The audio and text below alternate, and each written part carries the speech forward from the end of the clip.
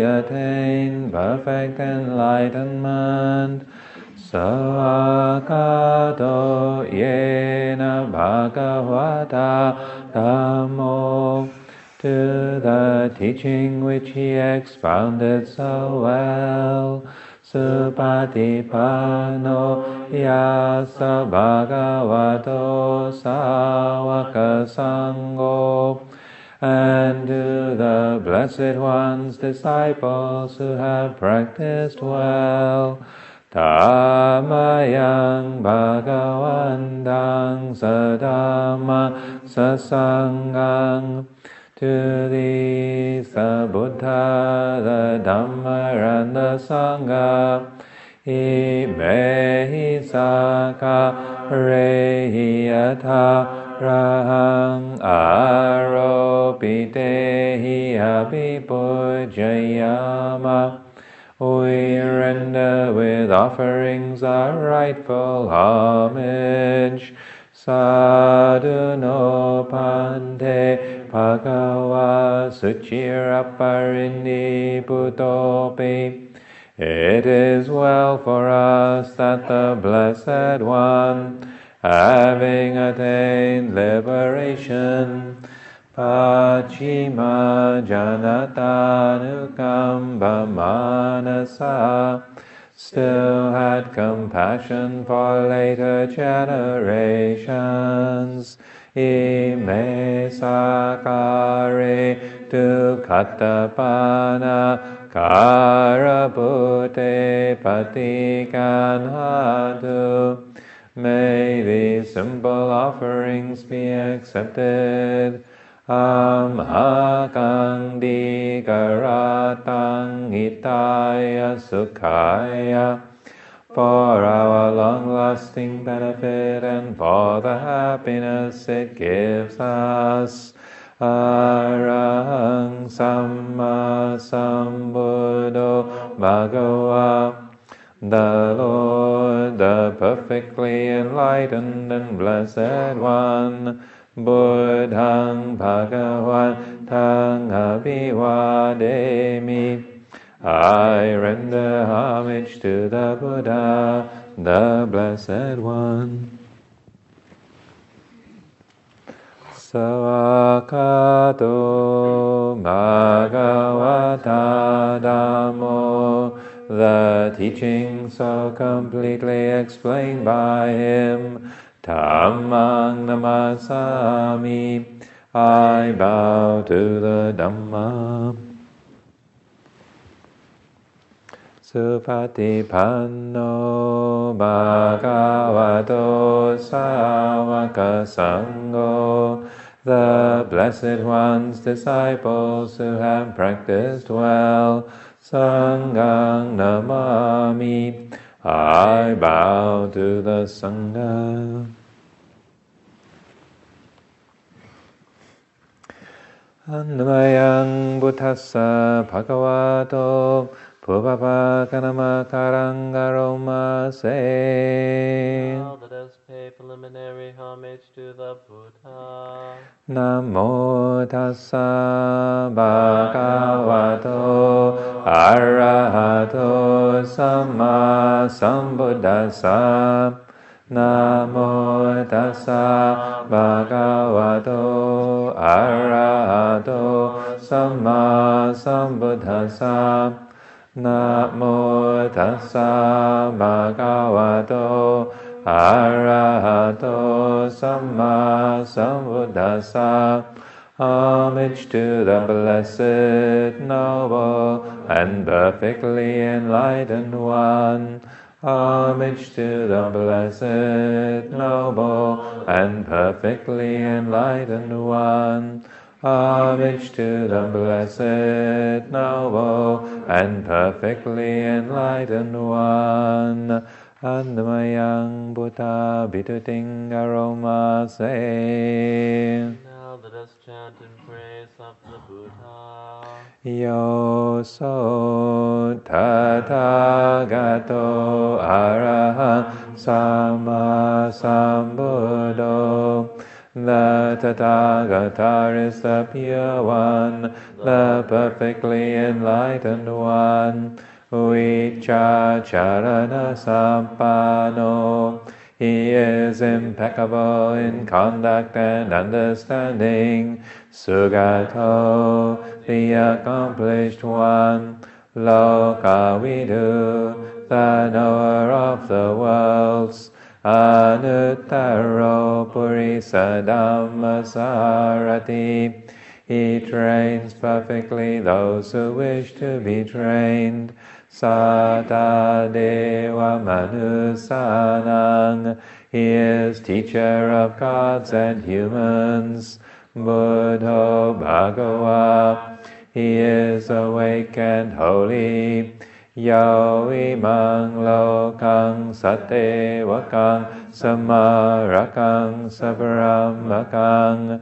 In this world with its gods, demons, and kind spirits, Sasamana Brahmani Pachang Sateva Manusang Sayang Abinya Sachikatava Bhavedesi. Its seekers and sages, celestial and human beings, he has by deep insight revealed the truth. Yautama desesi adi kalayanang maje kalayanang pariyosana kalayanang. He has pointed out the Dhamma, beautiful in the beginning, beautiful in the middle, beautiful in the end. Satang sapiyanjana kevala paripurnang parisudang brahmachariyang pakasesi. He has explained the spiritual life of complete purity in its essence and conventions. Tamahang Bhagavan Tang Abhipujayami. Tamahang Bhagavan Tang Sirasa Namami. I chant my praise to the Blessed One. I bow my head to the Blessed One.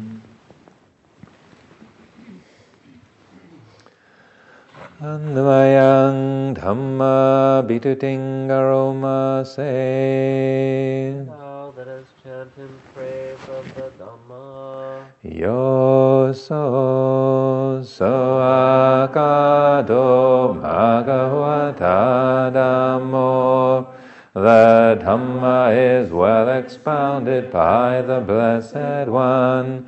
Sanditiko, apparent here and now, akaliko, timeless, ehipasiko, encouraging investigation, opanaiko, leading inwards, bhajatang veditabo vinyuhi, to be experienced individually by the wise.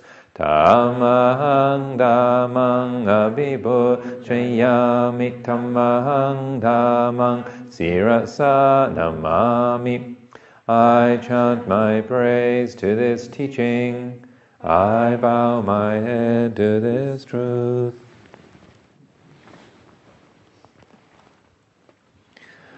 Anvayan Sangha Bituting Aroma Se.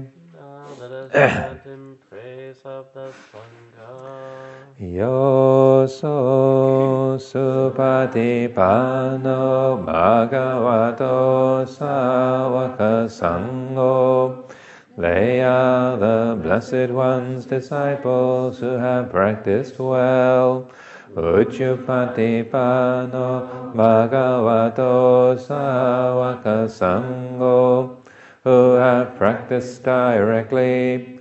Nyayapatipano bhagavato savaka sangho, who have practiced insightfully. Samichipatipano bhagavato savaka sangho, those who practice with integrity. Yadida chatari purisayukani atapurisambhugala.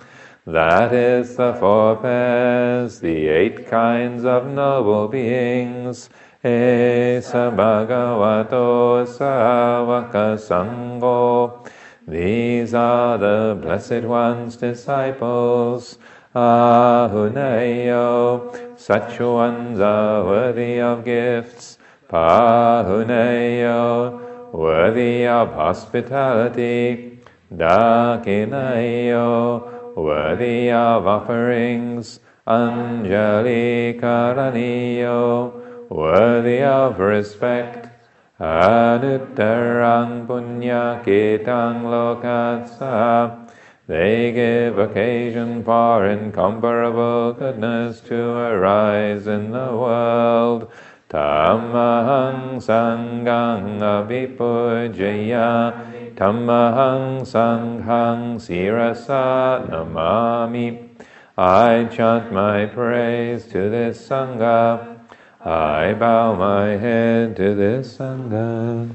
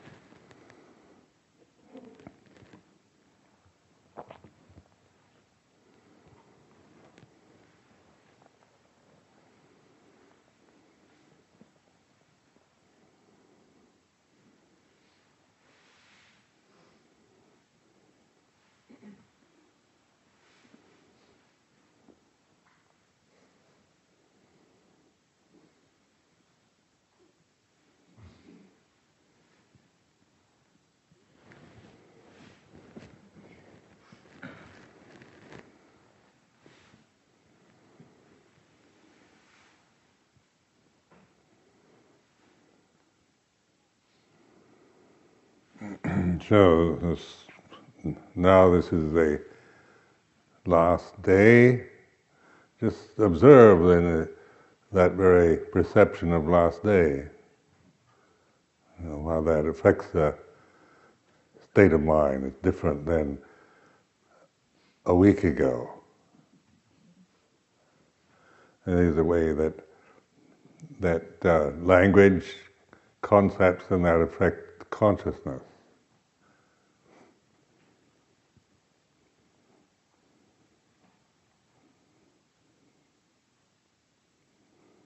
So being the knowing,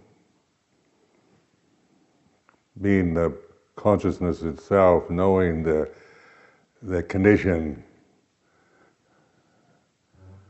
last day is like this. So this is Bhutto Tammo Sangho. Buddha, Dhamma, Sangha, and it's like taking refuge, Bhutang Saranang Gacchami, and that this is the refuge, this awareness.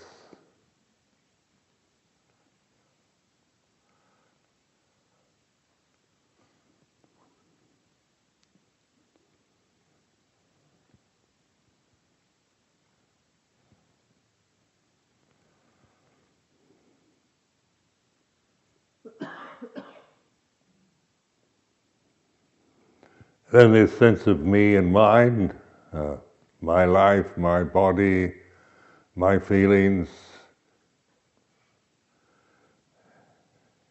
and then this is a conventional reality, but in terms of Dhamma, it's language, and the sense of me and mine, and the knower of me and mine, Putto, Dhammo, Sangho. This is seeing it in terms of the way it is, rather than when you operate from the unquestioned position of me and mine, then you become happy, sad, success, failure. You become the age of your body, you become always becoming something or other, because the me and mine is forever changing. But awareness of me and mine, this is the Bhutto Tammo relationship, seeing things as they are, knowing from this position of knowing and discerning, rather than clinging, attachment, and all the proliferating thoughts and emotional conditions that arise from clinging to this perception of me and mine, my life, my body, what I think, which always creates the division of me and you.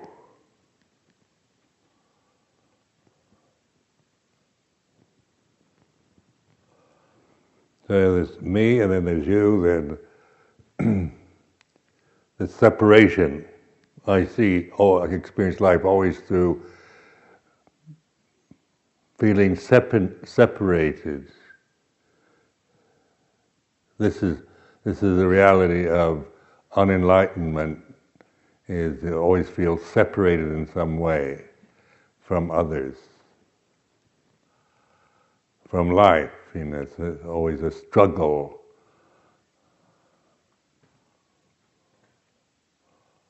Because separation creates a sense of loneliness and death and loss and fear, greed, hatred, delusion, or how we experience life through this sense of me and mine. Then taking refuge in Buddha, Dhamma, Sangha, then this is a skillful means, a reminder. So, see, not as a doctrine, but a reminder. It has if you use it, it does, after a while, you don't even need to think Buddha, Dhamma, Sangha, because it's just the truth of the way it is.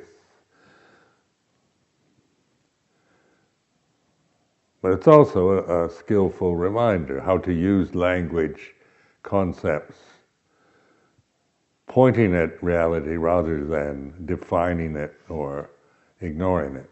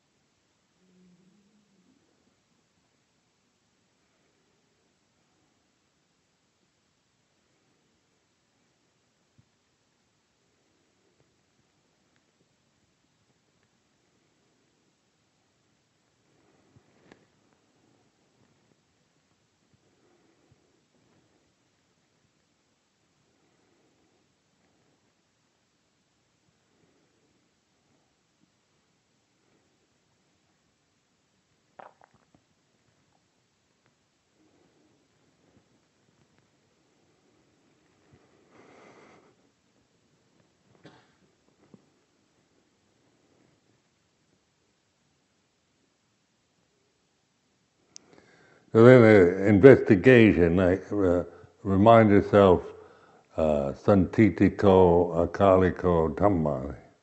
Apparent here and now, timeless, ehipasiko, come and see, and wake up, look, it's right here, and not something you have to go to another place to find. So this is a helpful reminder of that it's not about time and place. So like the deathless, this nibbana, enlightenment, these kind of words, when we see them on a personal level, isn't it? From the me and mine position, then we just get caught in doubt. What is nibbana and enlightenment? Deathless. So nibbana sounds, as it's, most of the time referred to as a very high attainment. So that,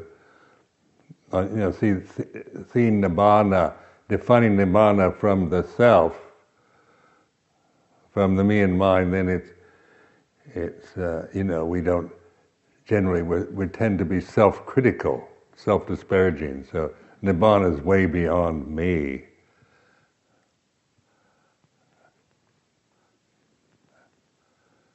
I still have greed, hatred, and delusion. It's, couldn't possibly attain nibbana and be enlightened and realize the deathless because me and mine, I'm not good enough, pure enough, advanced enough, can't meditate very well, my samadhi's not very good, I can't sit in full lotus anymore, I have to sit in a chair.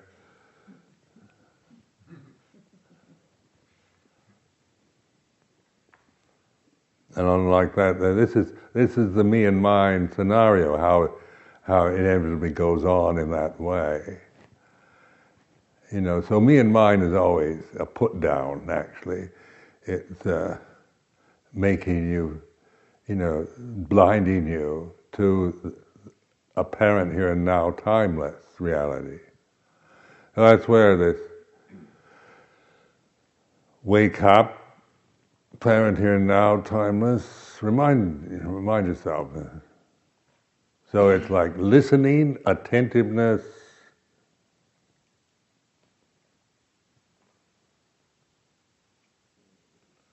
the deathless here and now, amatta dhamma.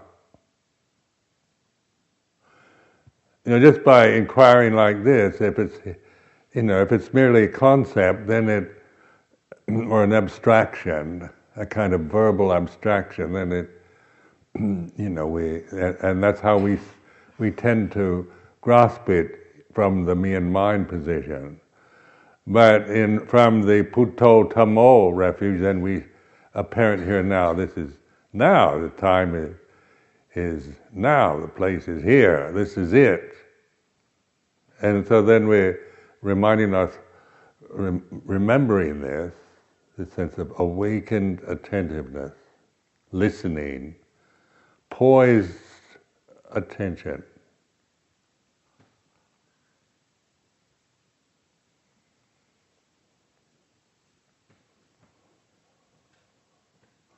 Where sense of me and mine, I should be mindful, and all that drops away. You're no longer, you're no longer operating from that you've got to become mindful, but you're being this itself.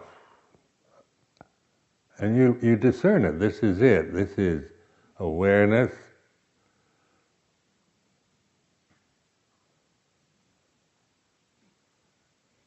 Sound of silence helps if you can recognize that, or whatever, but it's not that which is still, unchanging, attentive, poised, that includes everything. It's not closing your eyes and rejecting and controlling the mind, but opening.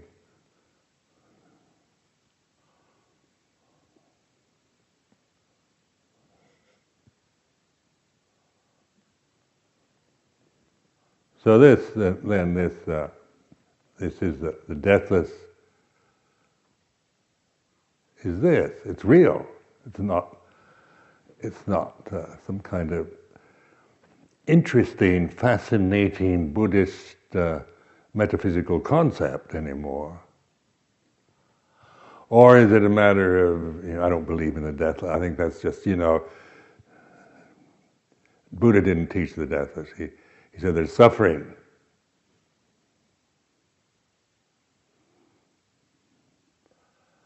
And so we get into our, I know what the Buddha taught. I'm a Pali scholar, and I have a PhD in Buddhist studies. I'm also expert in Sanskrit, Tibetan, Chinese. I've written very highly praised academic treatises on there is no deathless, no nibbana. That nobody reads.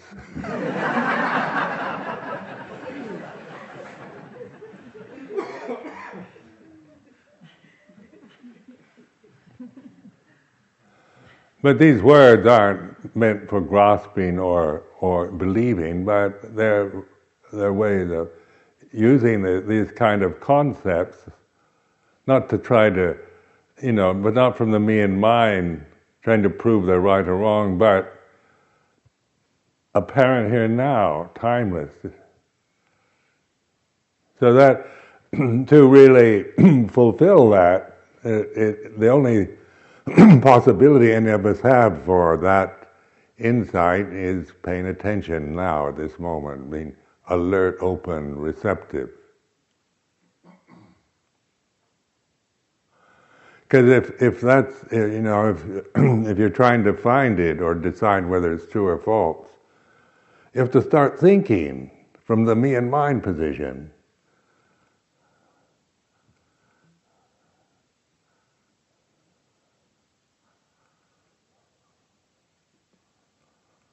Then you read books and then you might have certain, personal preferences. Maybe you just, because you can't figure out what nibbana is, you just say, rubbish. Because it's, who wants to bother with, it's just, nobody knows what it is, So that's still this sense of me and mine grasping a concept, a Buddhist concept. But that concept itself is not to be grasped, but it's a reflective, apparent here and now. It's not about me attaining nibbana, because then I've lost it again. If I go, I have realized nibbana. And on that retreat, I've really...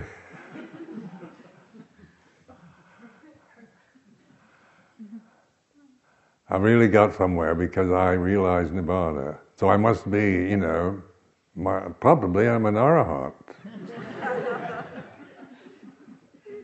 And you say, am I? I just made I'm an arahant? and it's doubt, me and mine, attaching.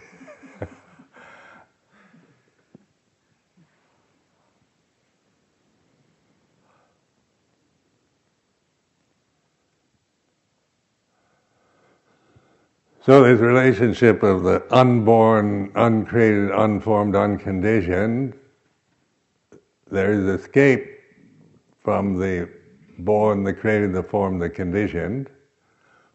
Also, this is, I think, a perfect basis for reflection. So apparent here and now, timeless, and mindfulness, the path is the path to the deathless. Appamado amattapadang in the Dhammapada. This is one of the verses I've used for years for reflection. Appamado amattapadang. Heedfulness, paying attention, being here and now, is the path to the deathless. Amatta padang, translates literally path of the deathless, deathless path. Amatta, amara is the same, means the same thing, the deathless. Appamado means mind being fully present, mindful, sati sampajanya, paying attention. So what is that? That's a poetic statement. You can appreciate it has a kind of lilt to it. But then, what is that? Mindfulness, appamado, amattapadang, is the path to the deathless. And then the next line is pamado macchanopadang. Heedlessness, not being mindful, is the path to death. Macchanopadang. Macchano padang is path, macchano is death. So I mean, this taken doctrinally is one thing, but what does that really mean here and now? Because as a person, as a me and mine, if I never see that and understand Sakkaya Ditthi, if I'm always operating from Sakkaya Ditthi, then I'm on the path to death, wherever, no matter how many retreats I take. Mine is the death-bound path, macchanopadang. I'm determined to be selfish, heedless, not mindful, and die. Then the third line is appamado namayanti. Appamado namayanti is mindfulness, heedfulness is not dying. Pamado ye pamadaya tamada, and heedlessness is dying all the time.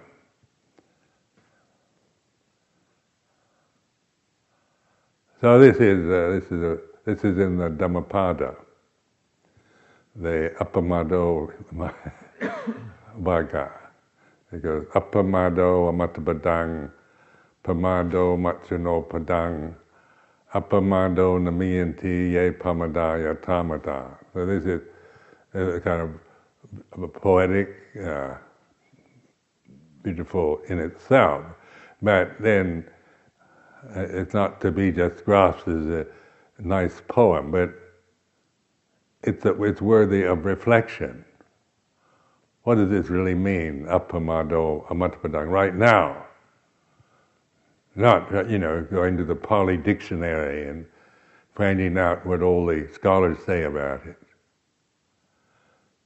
You don't need to know what anyone says about it. It's using it as a skillful reflection, reminder.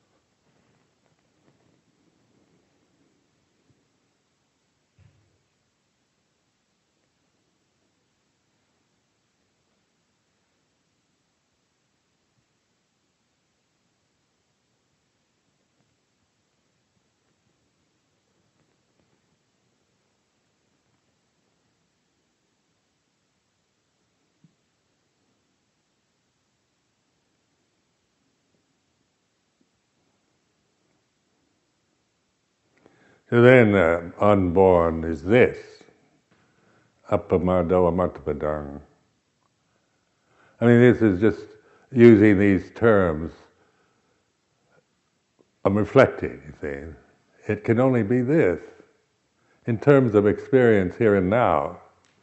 If it's, me trying to realize the deathless, then you're caught, always end up with vicikiccha, never quite sure. Or you just might say, I'm not going to bother. I've heard Buddhists say, I'm not going to bother with nibbana or all that. In fact, one time in Thailand, I used to give retreats at this association in Bangkok, and Buddhist Youth Association. And it was pretty much a group like this, 100 people or so. It's called Buddhist Youth Association, but most of them were over 40. Like here. And then there was this Abhidhamma scholar, a Thai woman who was one of the most opinionated people I've come across. And she'd come up at the end of my retreats and criticize me for always talking about nibbana.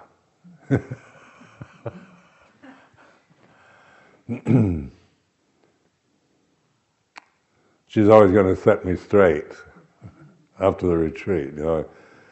I try to duck out and avoid it, and she'd always trap me some way.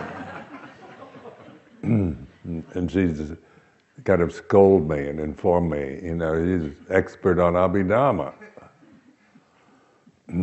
So, because, she didn't think I should talk about Nibbana. But I'm not trying to talk about it as, on that ideological level or scholastic level. It's a useful word. It's in the, Buddha used the words. I mean, it's like a word I've made up. And I'm not defining it either. There's a sense of pointing, apparent here and now, timeless and deathless, nibbana, anatta. What is all these are? Try to define them, and you get caught up in a complicated thinking pattern.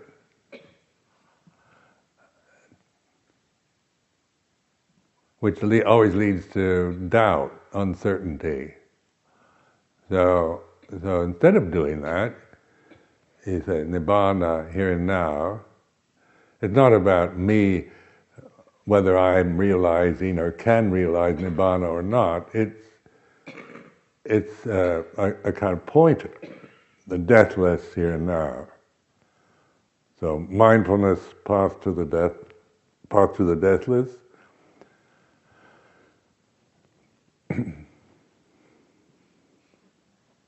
It can only be this. Just by intelligent observing, watching, listening.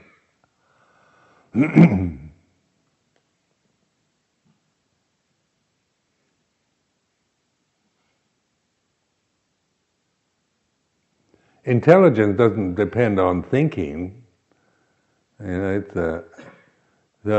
think, we believe that to really be intelligent we have to develop, have all kinds of views, opinions, ideas, analyzing, questioning, on and on like this, and coming up with interesting conclusions to our intelligent ideas. But when there's awareness, there's discernment. It's not, you don't go into a kind of a dull, dumb state.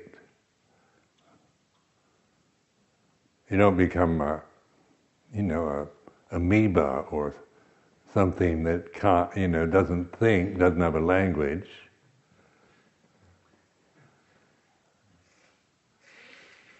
So this sense of supatipanno, ujupatipanno, the practicing in the right way. So this is like a way of parent here now, timeless. The deathless, unborn is this. And then and that, if you keep reminding and observing, trusting this, not in any view you have about it, but in just the reality of attentiveness is like this. Then these teachings all come together at this point. Because Buddhism can sound complicated on a conceptual level. So it's but the emphasis, the essence, the condition sine qua non is mindfulness. This is not asking you to do something impossible, or even to develop some super duper samadhi, which you'll never quite, you get it and then you lose it. And if you're still developing samadhi from Sakya Ditti, it's, it's better than, plotting to blow up something, but it's not to be dismissed, but always where, to sit here and develop samadhi is not to be despised. But if we never get beyond that, we're still the pamado machano padang, and still trapped in the illusion of death. Me, I'm going to die. Death is me. What happens when I die? Where will I? What will I do? Where will I be? But from this awareness, then, this what's going to happen to me when I die is seen from Putto position, awakened, knowing, intelligent,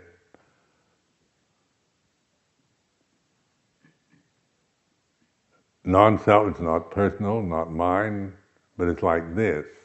It's real, it's reality. It's a fact, rather than some abstract concept. This is reality. This is real, and then the Sakya Ditti becomes. You see it. It's just so obvious. What I think, what I feel, what I like, don't like, what I want, don't want. I'm getting old. I don't know what's going to happen when I die. What's going to happen to Amaravati when I'm dead? What will happen to the Sangha that I have established in Britain when I die? And I could think of all kinds of things to worry about.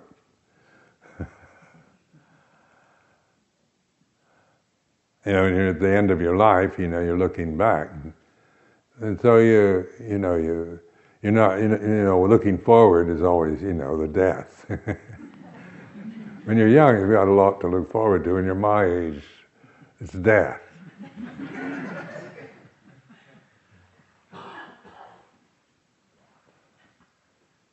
But this is reflecting on the way it is. So the Bhutto Tammo Sankho. Buddha knows Dhamma, so this isn't Ajahn Sumedho teaching the Dhamma. That's maybe samutsacha, or conventional statement, worldly convention only, but it's not real. It's not real. It's not reality. So that this Buddho knows the Dhamma. So this retreat's been, my intention is to keep pointing at this, so so you can recognize it, encouraged to pay attention to your life, not to criticize or blame, but to just be the observer.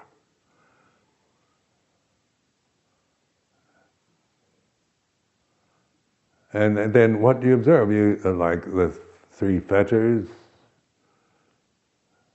the sense of me and mine, Sakkaya Ditthi, Silabbata Brahmasa, the opinions, views, cultural attitudes, social attitudes that you have, assumptions that you have about how things should be, or about yourself or others, and then this attachment to language, always never quite sure whether I'm doing it right or wrong,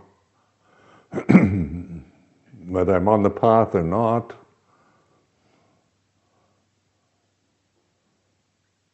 So this doubt is this awareness allows us to observe, to be the knower of doubt. Where the Sakkaya always sees doubt is, I want to know the answer. I want to solve the problem. I want somebody to tell me the answer to the question and the solution to the problem.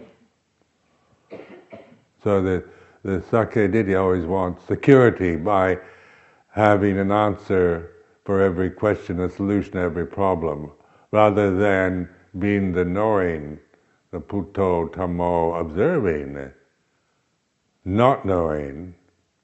So it's knowing, not knowing is like this.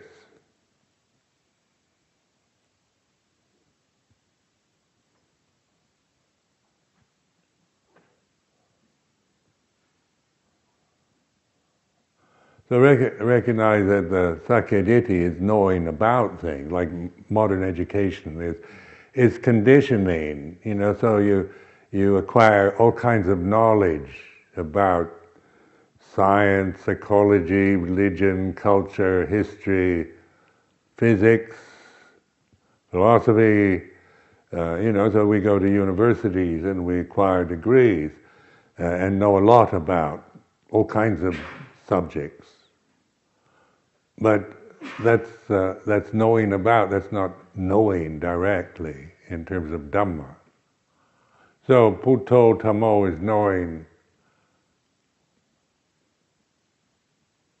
Dhamma, not knowing all about Buddhism.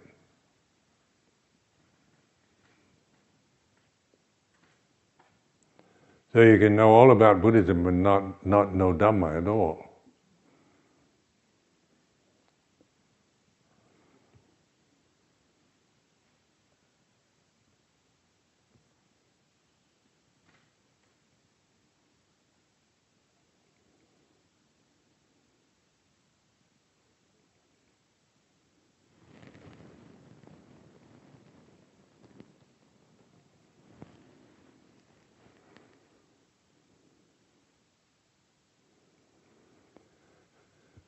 So then there's a body awareness,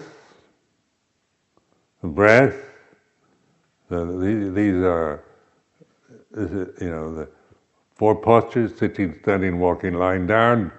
The breathing, sound of silence, and take time during your daily activities to observe the mood, not to criticize, but to just be the knowing of feeling stressed is like this. It's feeling, stressed out by being busy and having all kinds of responsibilities and things to do.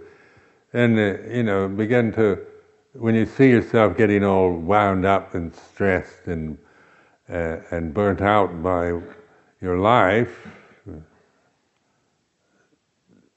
take time just to, what is it, observe this state, this knowing the state of mind, the mood is like this, feeling stressed, burnt out.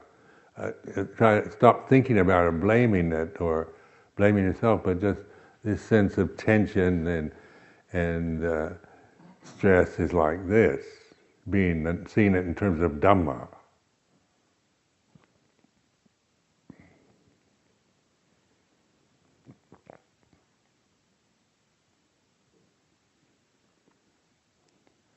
So instead of going, oh, I'm so stressed, my life is just too much to do, and I'm just getting burnt out by it, and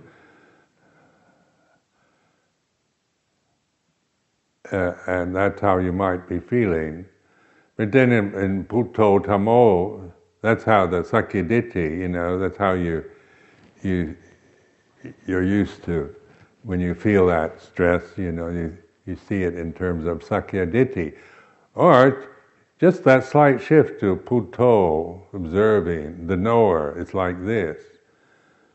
Cittanupassana, in the Satipatthana, Cittanupassana, Satipatthana, in that sense of, I'm so stressed and burnt out, and then observe this, just the feeling without trying to think about it, or keep operating from a I'm stressed position, but be the observer, the Putto, seeing this feeling of being stressed is like this. And it really, you begin to use these opportunities for insight. It's the way it is right now. This energy, this unpleasant feeling is like this. This mood, state of mind, emotional stress is this. And so you're discerning it, not criticizing or being averse to it, but just because that creates more stress, but just receiving it like this. We open wide, receive this stressful feeling. It's like this. And then, remind yourself to with metta, to accept this unconditioned, this feeling of stress.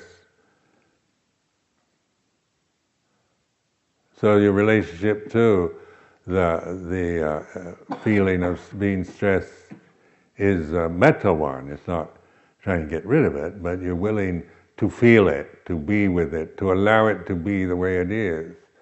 And then, more and more, you're aware of its changingness.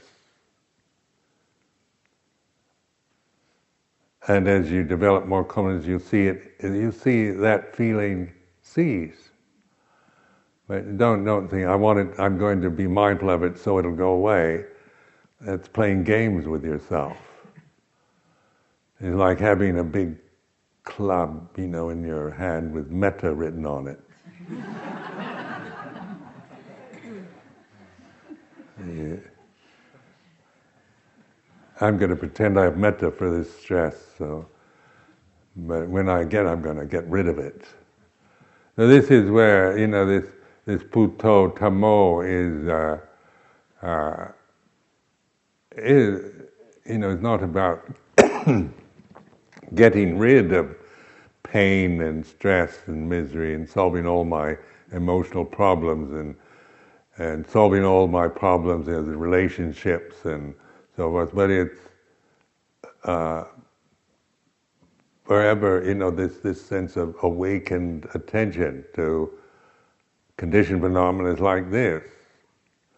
The sense of me and mine and the ownership of stress and pain is a creation. I'm, out of this heedlessness, then I'm then I really believe that I'm stressed. Stress is me. And I shouldn't be.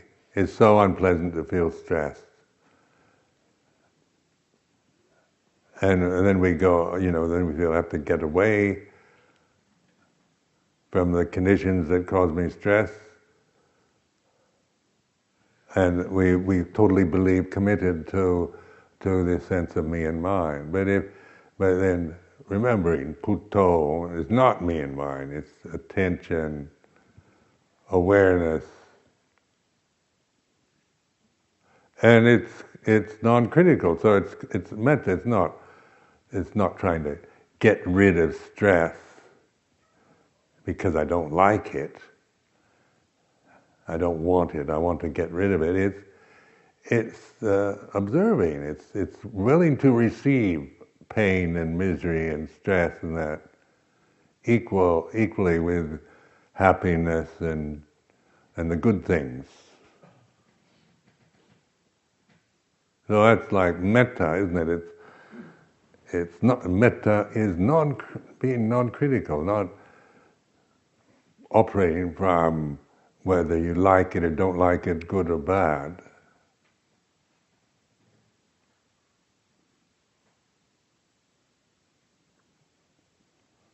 And then the end of suffering. There's suffering and the end of suffering. So if you develop or cultivate bhavana, confidence in mindfulness, path to the deathless, then the faith or confidence or trust, once you see, recognize, realize, know reality, then the path is this awareness itself.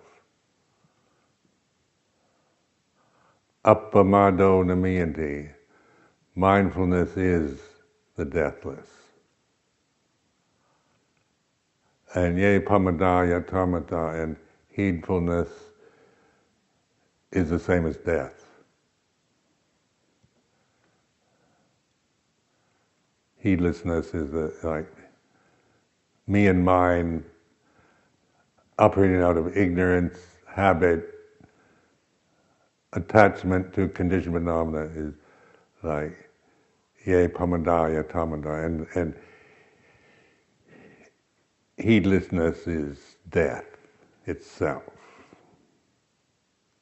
So this, you're attached to death. The Sakya Ditti is all about death.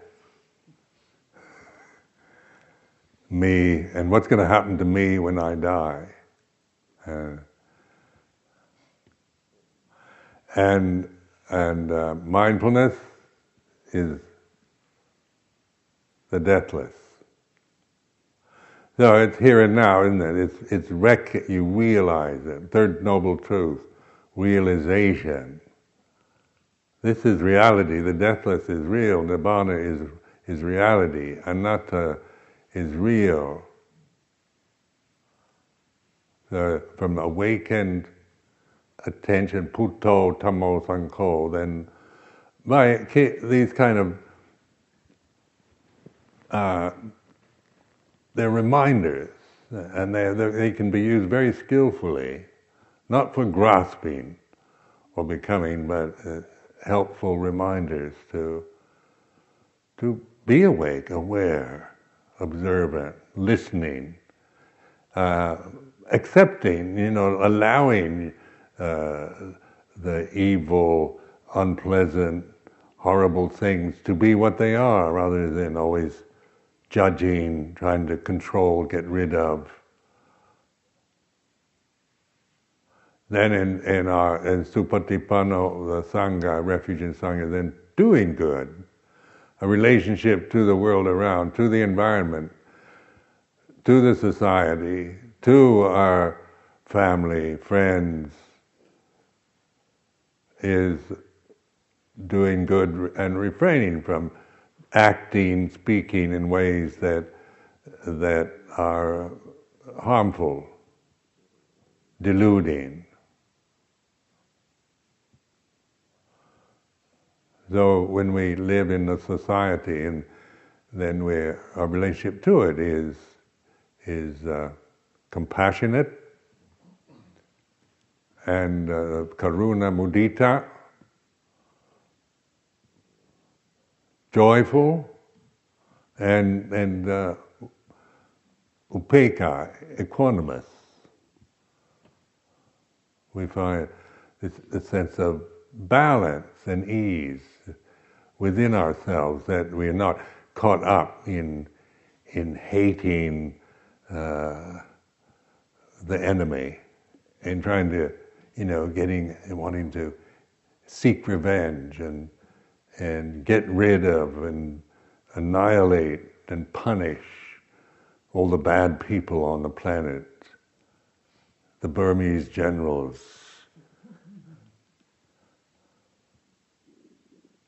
and other closer leaders.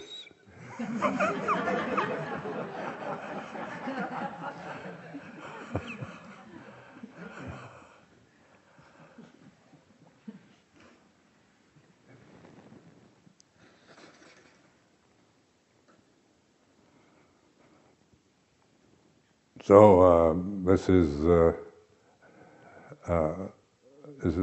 doing this every day. It's like I'm saying really the same thing every. It's like we need that. We need that here because it's so easy, to. The world does seem urgent, important, and so powerful, and that it's very intimidating, what people think and want and expect of us, and what we expect of ourselves, and the problems of the world, the society, politics, economics, and they go on, and this, it's just so, and this is what you hear in the news, what people talk about, and what we tend to obsess our minds with. So that's why this Buddho Tammo Sangho, this period that we've had here the past 10 days, is a rare opportunity really for just putting aside that to observe, to have more confidence in being this awareness itself, rather than somebody who's trying to become peaceful or enlightened.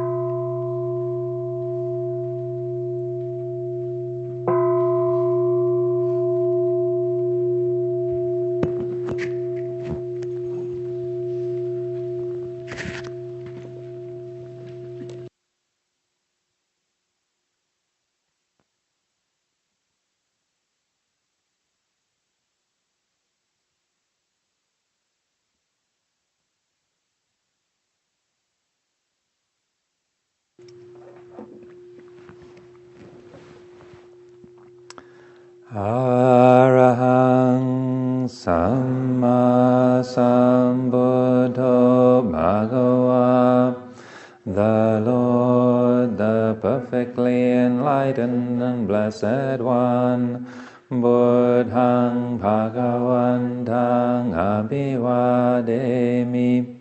I render homage to the Buddha, the blessed one. Savakato Bhagavata Dhammo, the teaching so completely explained by him, Dhammang Namasami, I bow to the Dhamma. Supatipanno Bhagavato Sāvaka Sangho, the Blessed One's disciples who have practiced well, Sanghang Namami, I bow to the Sangha.